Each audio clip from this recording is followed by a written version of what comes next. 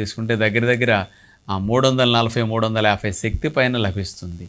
అంటే మనం 150 గ్రాములు, 200 గ్రాములు బాసుమతి బియ్యం బిర్యానీ ఊరికి సింపుల్‌గా తినేస్తాం. అంటే ఇక్కడ 600 క్యాలరీల పైన మనకు లోపలికి బిర్యానీ ద్వారా వెళ్ళిపోతున్నది. మరింత బిర్యానీ ద్వారా ఎక్కువ క్యాలరీస్‌ని పంపించి బరువు పెరగటం అనేది, షుగర్ పెరగటం అనేది, కొలెస్ట్రాల్ పెరగటం అనేది ఇట్లాంటివి జరుగుతుంటాయి.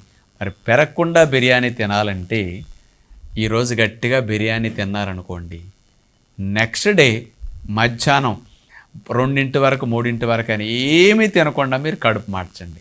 అప్పుడు బ్యాలెన్స్ అయిపోతుంది. మరి నెక్స్ట్ డే ఉదయం లేచిన దగ్గర నుంచి నీళ్లు తాగేసేయండి, 1.5 లీటర్‌న్నర.